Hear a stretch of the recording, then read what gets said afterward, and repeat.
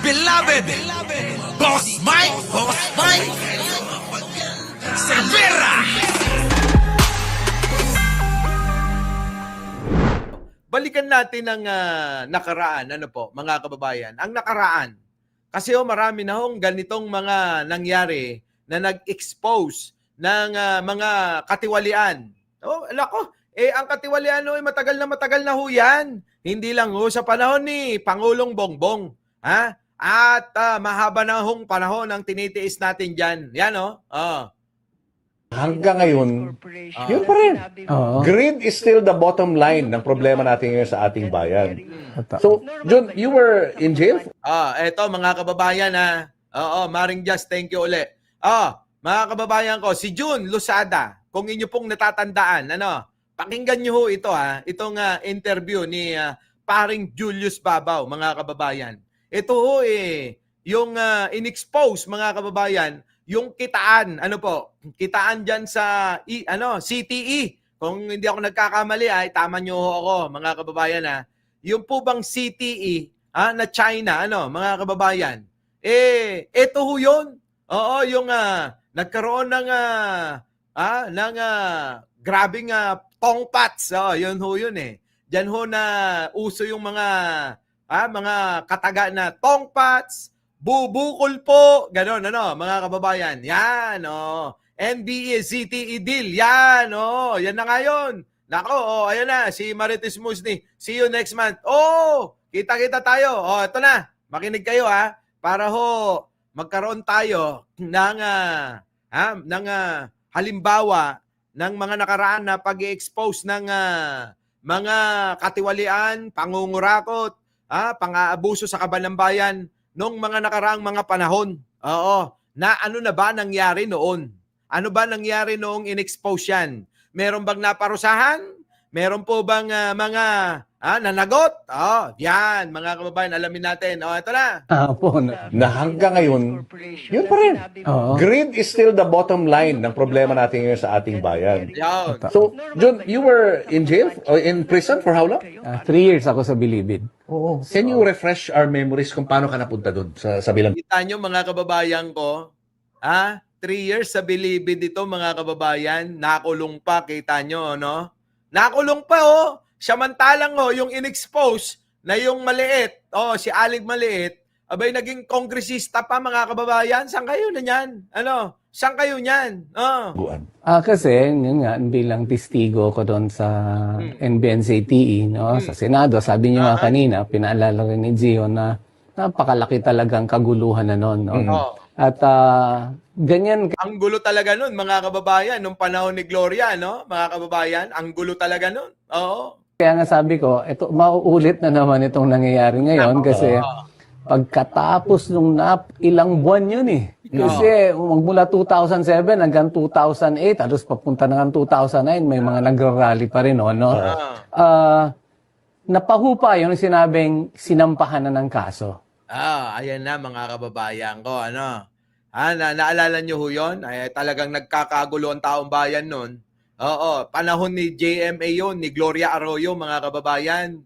Pati ho kasi yung Michael Arroyo, na asawa niya, mga kababayan, yung Mike Arroyo, mga kababayan ko, sangkot din. Sana lang talaga, Boss Mike, makulong ang mga big fish. Oo nga, hindi ho natigil ang rally dito, rally doon. Talagang ang tao nagwawala nun Yung mga opisyal. Yung mga kasangkot, yun na nga yun. Hindi lang sana mapaalala natin sa mga nagagalit na kalooban ngayon, yung talagang humingi ng katarungan. Kasi dito, pagka dinala na sa korte, wala nang media ron. Nako, yan na.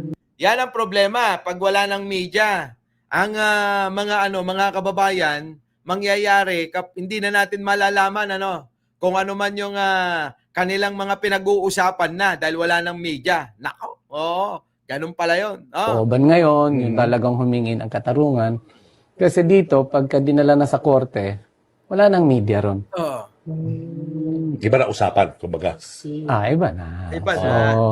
So, ganun ang mangyayari doon. So you see a pattern sa mga nangyayari ngayon nung ikaw ay tumayo bilang testigo. Ganyan din. Oo, halos. Parang ganyan din. Halos sabi ko nga, nade-deja vu na ako nito, no? Oo, Kaibahan nga ngayon, ako yung nanonood ngayon, no? Oo. Sabi ko, ganito pala pakiramdam nung panahon ko, yung mga nanonood din, no? So, ganyan yan. Kaya, kung pakikinggan mo yung mga akusado ngayon, masasabihin nila, sampahan niyo ako ng kaso. Tigigil na yung investigasyon na yan. Sampahan niyo na ako ng kaso. Lagi, di ba? Ang kakapal ng mga mukha, di ba? Kasi nga, mga kababayan ko, kapag ka sinampahan ng kaso, mga kababayan, gagamitin ho yung mga pera na ninakaw nila para ho ilaban sa ating gobyerno. Ganon. Hindi, di ba? Nagnakaw ng napakarami. O, sige, kasuhan tayo. Bakit? May mawawala ba sa akin? Ang ilalabang kong pera yung ninakaw ko rin, hindi naman akin, inyo rin. Parang ganito lang ho yan. I-explain natin ng mas madali unawain. Kapag ka meron nung kayong kaibigan, mga kababayan, inutangan kayo, halimbawa, ng 1,000,000. Mga kababayan, nung inutangan kayo, nangako na magbabayad ng after 1 buwan. Nakakatatlong buwan na mga kababayan, hindi na ho nagbabayad. Ngayon, sinisingil nyo, siya pa ngayon ang matapang. At sinasabi, bahala ka sa buhay mo kung gusto mo magdemanda ka. Kita nyo ho, ganun ho yun. Parang ganun. Oo. Yung bang matatapang itong mga nakagawa ng mga kasalanan, itong mga nakakurakot sa pera ng bayan, kasi nga ho, hindi man kanila yung pera na ipanlalaban. Oo, walang mawawala sa kanila. Kung hindi paglalaban nila yung kanilang ninakaw, mga kababayan. Grabe, di ba? Idali nyo na yan doon. Closed door investigation na yan. Di ba? Tapos pagkatapos yan, magsasampa na ng kaso. So, ang mangyayari dyan, pag sinagsampa na ng kaso, Yan na. pagka non-bailable yung isasampang kaso, dadalhin sa jail nga yung mga akusado. Pero yon dahil non-bailable, hindi pa sila nahahatulan. No? At saka habang dinidinig o diringgin yung mga kasong sinampa sa kanila, mananatili sila kung saan man mapipili na kung saan sila ilalagay na facility, detention facility. Ang kagandahan pa nito mga kababayan, parang mga hindi nakakulong. Balita ko mga kababayan, yung mga nakukulong na mga ganyan, mga senador at kung sinong mga high profile, nandiyan dyan ho sa krami, pag-alagala lang ho Para hong nasa bakasyon mga kababayan. Hindi ho katulad nung iba na masasama ka sa mga bilanggo diyan po sa mga city jail, Hindi ho ganon. Hindi ganon ang kanilang magiging kulungan. Nakahiwalay ho. Solo. May aircon pa nga daw kita nyo mga kababayan ko. Yung po ba mga kababayan magdudusa yon. Hindi man lang maranasan yung makipagsiksikan sa mga bilangguan. Ay wala. Para ka lang nagbakasyon, mga kababayan. Tapos nabibisita ka rin naman ng iyong mga kamag-anakan. Nakakain mo pa rin yung iyong gustong makain. At nakakasama mo pa rin sa iyong kulungan kung sino yung gusto mong makasama, mga kababayan. Halimbawa ako si Jinggoy, meron hong bisitang gwapo. Habang nakakulong, pwede ho, mga kababayan. Grabe, no? Kasi, palibhasa, mga matataas na posisyon sa gobyerno to, hindi naman yan ilalagay sa pangkaraniwang city jail. Siyempre. Di ba? Usually, yan sa Custodial. Sa custodial facility ng Sa custodial facility dyan sa Krami. Tapos, yan na nga, sinasabi, hindi daw kasama mga kababayan sa city jail. Paano madadala itong mga ito? Paano matatakot kung pati yung kulungan, mga kababayan, maginhawa para sa kanila? Biruin mo, nagnakaw ka na, aalagaan ka pa, mga kababayan. Aalagaan ka pa nila ng parang bata. Kita nyo? Binaby ka pa, mga kababayan. Kakapal na mga mukha, no? Ano man, ang PNP. So, at yan nga, sabi ko nga, kumpara mo sa Bilibid yung mga yan, parang mga resort yung mga yan, no? So, kita nyo, parang nasa resort. ibig sabihin na parang nasa bakasyon. Ha? Parang nasa bakasyon. Anong ano nito mga kababayan, ano pang silbi? Nakinulong nyo pa. Hayaan nyo na lang, di ba? At magtatagal yan. Oo. At pagka medyo lumamig na, Ah. malamang at malamang, maakwit na naman. Oo. At malamang na malamang, kapag kaho may naupo na kaibigan sa gobyerno, tulad ho ni Digong, anong ginawa ni Digong?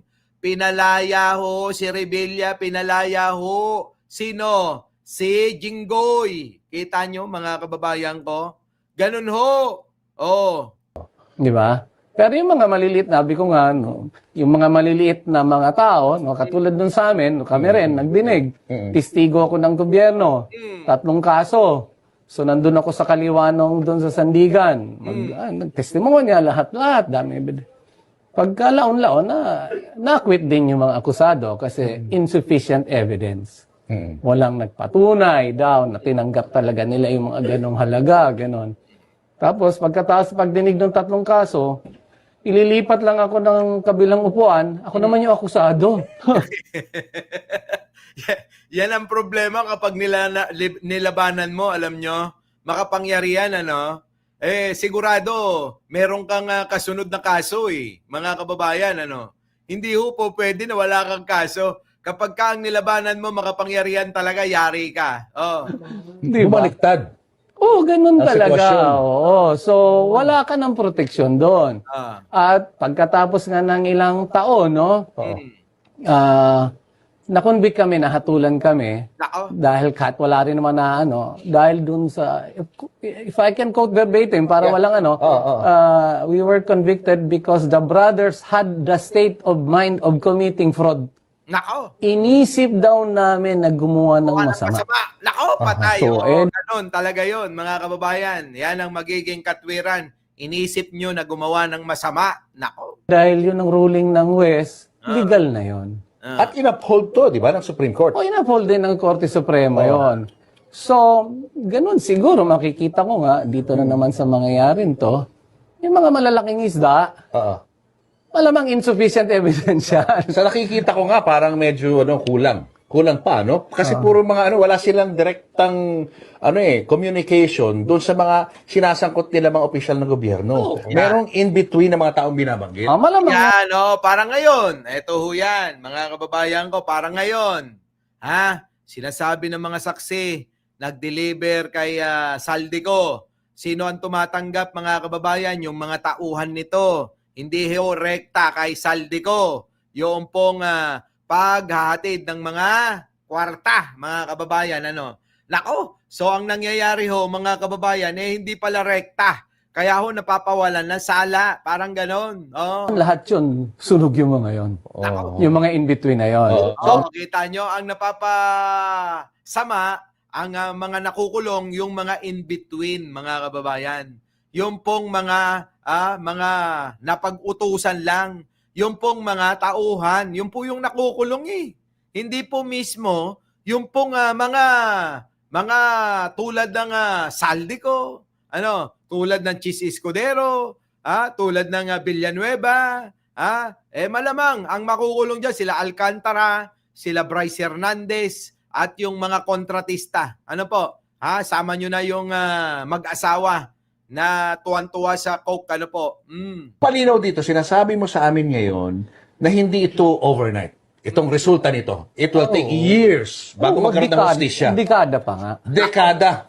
Dekada yan. Matagal, Mga kababayan, nakita nyo, tumanda na ng husto si John Losada.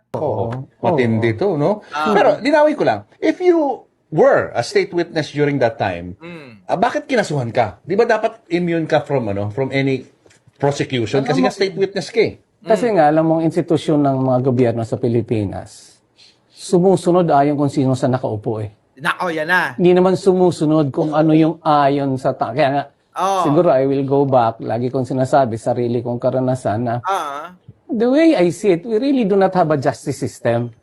Kasi ang justice... Dapat yan nga Yan nga, justice system natin ang dapat baguhin, mga kababayan ko Na dapat, mga kababayan, ito, pangunahan na ni Pangulo Di po ba? Walang sisinuhin, tama Kaya ho, mga kababayan, excited ho ako malaman kung ano ang magiging pinale ng investigasyon ng ICI dyan eh. Nga, justice is what is just, what is fair, what is good. In this country, even if it's unjust, unfair, or outrightly bad, basta ni-rule ng West yan, legal na yan. Oo nga. So, katulad yan, state being a witness for government, depende kung sinong administrasyon na nakaupo. Yan yung sinasabi ko kanina, mga kababayan ko. Depende kung sino yung maupo. Halimbawa ho, example, etong mga nasasadlak ngayon, sila Saldico, sila Speaker, Martin Romualdez, sila Chis Escudero, sila Villanueva, Jinggoy, at si Estrada, Nancy Binay, mga kababayan ko. Yung mga yan na mga nasasadlak ngayon, syempre hindi malayo na maaaring sila ay makulong habang hindi pa ho napapatunayan yung sarili nila na wala silang kasalanan. Ang mangyayari mga kababayan kapag sa susunod na eleksyon, pangpanguluhan, administrasyon, mababago ang administrasyon, depende kung gaano ka-close itong mga nasasadlak na ito. Kaya nga ho mga kababayan, maniwala kayo eh. Kung sakali na itong mga ito ay sumuporta kay Sara Duterte para manalong maging presidente, ang mangyayari itong mga to, absuelto eh. At iboboto at susuportahan pa ng mga DDS eh. Naniniwala po ba kayo doon mga kababayan? Ganun eh, yung mga DDS. Oo, basta feeling nila, kakampi nila kahit na magnanakaw, sige lang ng sige. Kaya ho, eto, naging kwento na rin eh, ng tatay ni Sara na ginawa niya. Di po ba sino-sino yung mga pinalaya ni Rodrigo Duterte? Di po ba sila Jinggoy, sila Estrada tsaka si Revilla. Sama nyo na si kaya lang matanda na si Enrile. Di po ba yung mga yan, yung pinakulong ni Pinoy, tapos lahat yan nakalaya dahil pinalaya ni Digong. Ganun ho yung sinasabi ko na maaaring mangyari kapag wala na ho sa administrasyon si Pangulong Bongbong, itong mga makukulong sa panahon niya ngayon, maaari pong makalaya sa pamamagitan ng kung sino ang mauupo sa 2028 na presidente, mga kababayan. Kung sino mananalo. Ganun yun. Kung sabihin na lang natin na halimbawa lang sa pag-uusap at para rin sa mga nakikinig sa atin, ang pumalit na administrasyon, iba naman ang kalooban tungkol sa bagay na to. Pwedeng magbago. Yan. Natural, kasi iba na yung Secretary of Justice noon. Iba na yung Secretary of Justice na pwedeng mga kaibigan, pwedeng tropa, kaya pati ho mga kababayan, yung pong kanilang kanilang mga posisyon ay naibabarkada. Ano po? Ano ibig sabihin nun? Yung naibabarkada yung posisyon, parang ganito lang yan. Ano po?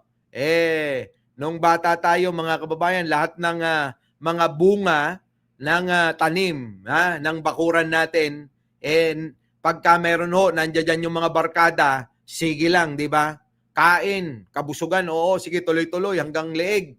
Meron pang take out, na mga bunga. Tapos ikaw na yung nawalan, naubos na, nagagalit tuloy yung yung tatay at nanay mo na nagtanim. Ganun ho yun, na ibabarkada ho yung kanilang mga posisyon, mga kababayan, di ba? Parang ganun din, na ibabarkada natin yung mga pananim natin sa bakuran natin, ganun ho yung simpleng paliwanag dito, na ibabarkada ang posisyon.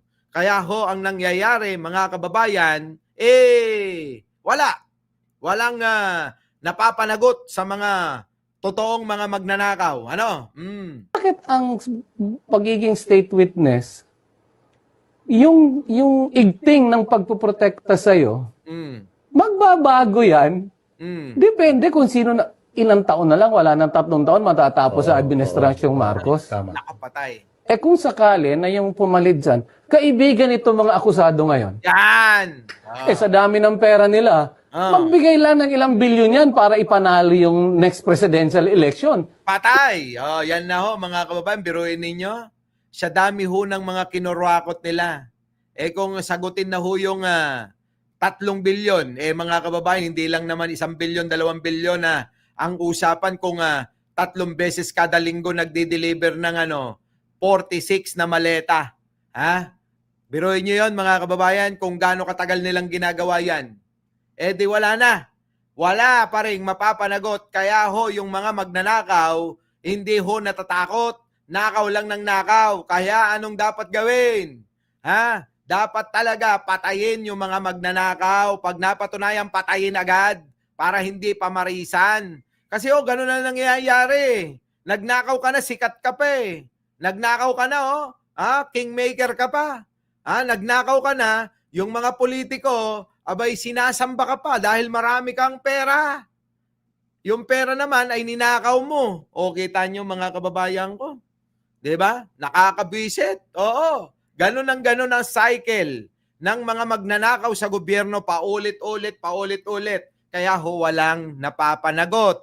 Tama ho si Jun Losada. Ang napapanagot ay yung mga tao lang na mga napag-uutusan. Yung pong mga tao na hindi naman talaga sila yung kumita ng husto. Kung hindi, yung mga taong barya lang yung kinita rito. Ganon. Nako.